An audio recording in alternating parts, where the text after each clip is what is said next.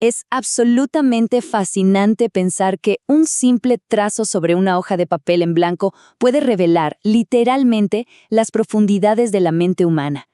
En esta explicación visual vamos a desentrañar una de las herramientas de diagnóstico más reveladoras que existen en la psicología. Esta guía organiza los profundos conocimientos que ofrece esta prueba y lo hace de una manera tan sistemática que permite aplicar su interpretación de forma directa en la práctica. Hay todo un universo oculto en un dibujo que parece tan común y estamos a punto de descubrir exactamente cómo decodificarlo. Ok, vamos a meternos de lleno en esto. El propósito central del test de la persona bajo la lluvia no es para nada evaluar si alguien dibuja bien o mal. Cero. Esta es una técnica proyectiva meticulosamente diseñada para medir algo súper específico. ¿Cómo reacciona una persona ante la presión?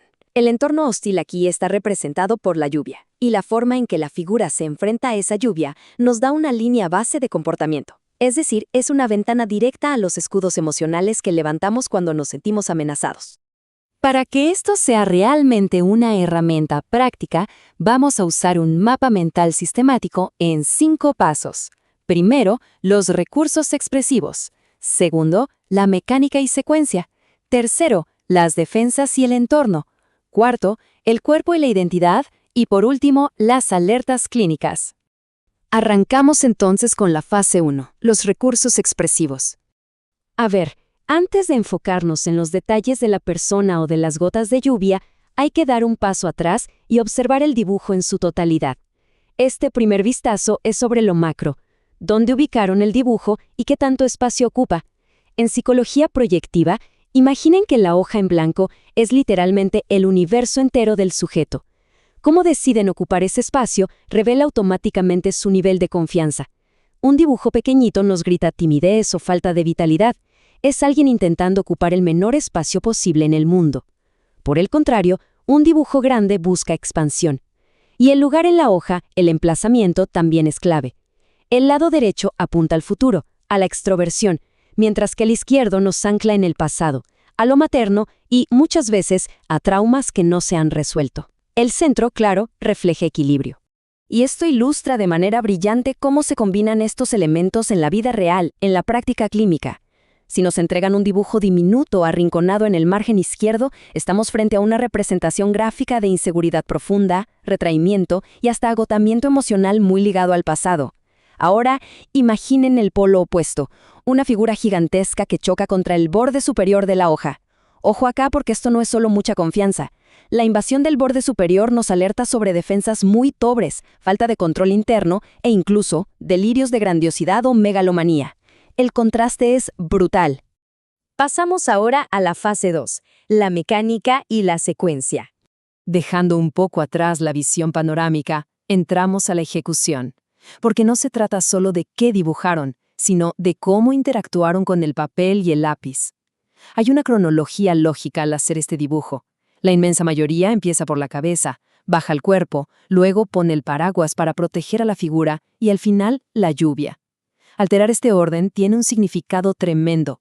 Por ejemplo, si empiezan por los pies, eso es un indicador de una posible perturbación del pensamiento. La estructura lógica está al revés. O peor aún, ¿qué pasa si lo primero que dibujan es el paraguas antes de que haya siquiera una persona? Ahí estamos ante una actitud defensiva excesiva. La necesidad de protegerse es tan, pero tan urgente que aparece antes que la propia identidad. Luego tenemos la calidad de la línea, que es básicamente el pulso del sistema nervioso plasmado en papel. Una línea armónica, firme y continua es el sello de una buena salud mental y estabilidad. Pero cuando vemos líneas entrecortadas, fragmentadas o temblorosas, la historia cambia por completo. Esto hace visible la ansiedad, niveles altísimos de estrés, gran inseguridad o, atención con esto, puede ser el indicio de una enfermedad orgánica subyacente. La continuidad de la línea nos habla de la continuidad y estabilidad del pensamiento. Y sumado al trazo, la presión física del lápiz funciona como un barómetro de la energía interna.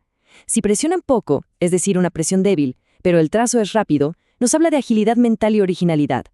Pero si esa misma presión débil es lenta, sugiere ocultamiento, timidez, una falta de energía vital o rasgos depresivos. En el otro extremo de la balanza, una presión exageradamente fuerte, de esas que casi rompen la hoja o dejan el relieve marcado del otro lado, nos canaliza un exceso de fuerza que muchas veces se traduce en hostilidad latente o agresión pura. Lo que nos lleva directo a la fase 3, defensas y entorno. Aquí es donde realmente decodificamos la simbología central del test. El clima y las herramientas elegidas para sobrevivir a la tormenta. Y el protagonista absoluto aquí es el paraguas. No lo vean solo como un accesorio. Es la representación material, física, de los mecanismos de defensa psicológicos. La forma en que dibujan este escudo nos dice exactamente qué tan preparada está la persona para lidiar con el estrés o las exigencias del mundo exterior. Entonces, el punto crucial es analizar las variaciones de este paraguas, porque los detalles son súper específicos. Si no hay paraguas, pues hay una falta total de defensas. Si está cerrado y tirado en el piso, cuidado, porque indica un agotamiento extremo o resignación, ya no hay energía para luchar. Un paraguas gigantesco muestra una necesidad de aislarse casi por completo del medio. Y esto es importante. Encontrar agujeros en la tela del paraguas es una alerta que apunta a fabulación, psicopatía o incluso enfermedad orgánica. Y si en lugar de un paraguas dibujan las manos deteniendo la lluvia, denota una actitud de omnipotencia, creyéndose invulnerables, algo que por cierto se ve muchísimo en los adolescentes. Planteemos un pequeño escenario diagnóstico para ver cómo conectamos estos símbolos. Imaginen evaluar un dibujo donde el paraguas no está recto, sino que apunta súper marcado hacia la izquierda de la hoja. Y además, en el cielo, las nubes las dibujaron muy abultadas, casi como si estuvieran a punto de estallar, muy infladas. ¿Qué nos dice exactamente esta combinación sobre el mundo interno de esa persona? Bueno, la respuesta clínica sintetiza dos conceptos muy fuertes. Orientar el paraguas hacia la izquierda es protegerse del pasado. Es una defensa activa contra la figura materna y contra impulsos infantiles reprimidos. Y por otro lado, las nubes infladas en este contexto específico se interpretan como una amenaza inminente, vinculada a la tendencia de somatizar.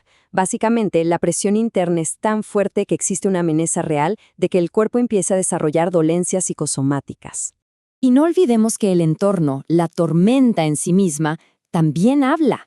Una lluvia torrencial refleja lógicamente una situación de vida agobiante. Pero miren qué curioso, si dibujan a la persona pero omiten por completo la lluvia, eso revela oposicionismo, una negación total de los conflictos que existen en su entorno. Si las gotas tienen forma de lágrimas, es un signo directo de angustia muy profunda. Y escuchen esto porque es fascinante. En la interpretación psicoanalítica, dibujar charcos de agua estancada a los pies suele representar traumas durante el nacimiento, sufrimiento fetal o eventos sumamente traumáticos de la primerísima infancia. Avanzamos a la fase 4, cuerpo e identidad. Con el entorno ya resuelto, es hora de enfocarnos exclusivamente en la figura humana. Vamos a examinar el yo físico y cómo proyectan su identidad en el papel. Cada parte de la anatomía tiene su correlato psicológico. Una cabeza desproporcionadamente grande nos alerta sobre vanidad o narcisismo, al ser el centro del poder intelectual. Los ojos rigen nuestro contacto social.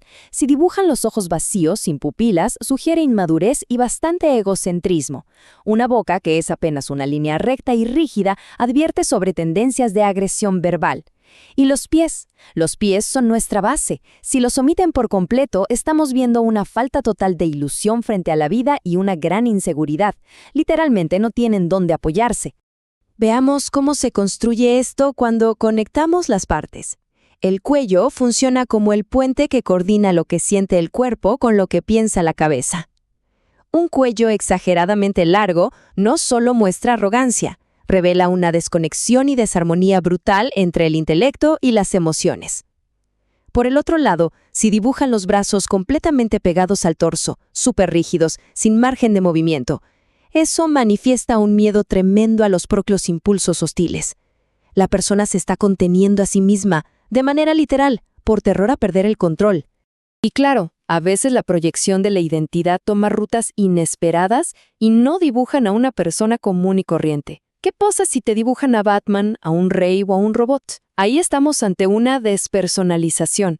Hay una necesidad desesperada de buscar poderes omnipotentes para evitar desintegrarse emocionalmente, porque el yo real se siente demasiado frágil. En contraste total, dibujar un payaso o un títere es un mecanismo que esconde la sensación de sentirse ridículo, revelando una autohostilidad muy profunda. Finalmente, llegamos a la fase 5, la más crítica, las alertas clínicas. Aquí debemos ponernos estrictamente clínicos, porque estamos buscando marcadores gráficos de patologías severas o verdaderas emergencias psicológicas. Un dibujo puede mostrar signos clarísimos de una posible ruptura con la realidad. Los rasgos psicóticos, por ejemplo, suelen aparecer como líneas totalmente desconectadas entre sí. También vemos el fenómeno de contaminación, que es cuando los objetos pierden sus límites. Imaginen el paraguas y las nubes fusionados en una sola mancha incomprensible. Además, como vimos al inicio, esos dibujos que se escapan incompletos por el margen superior de la hoja sugieren defensas rotas y una peligrosa pérdida de anclaje con el mundo real. Ahora, lo que es realmente interesante y vital de esta parte es cómo el papel puede evidenciar daño físico o neurológico. La organicidad o daño orgánico cerebral deja huellas claras. Se ven temblores involuntarios constantes en el trazo o en el rarísimo fenómeno de las transparencias, donde puedes ver las piernas dibujadas a través de los pantalones, rompiendo toda lógica visual. Otro gran indicador orgánico es cuando no pueden borrar un error y en vez de eso simplemente repasan la misma línea una y otra vez de forma rígida. Esos agujeros o dibujos raros dentro de la tela del paraguas también son alertas orgánicas fuertes que piden a gritos una derivación médica. Después de hacer este recorrido, desde la simple presión de un lápiz hasta el tremendo simbolismo oculto en una nube o en un charco, queda clarísimo que este test es muchísimo más que grafitos sobre un papel. Es un espejo directo al inconsciente. Y para cerrar, les dejo esta reflexión. Si aceptamos que el papel en blanco es el universo de esa persona y que la lluvia representa los embates inevitables de la vida, la verdadera pregunta que nos debemos hacer al mirar cualquier dibujo es: ¿qué tormentas internas, silenciosas y desgarradoras estamos dejando de ver a simple vista? Comprender este lenguaje visual es lo que nos permite, al final del día, ofrecerles un verdadero refugio.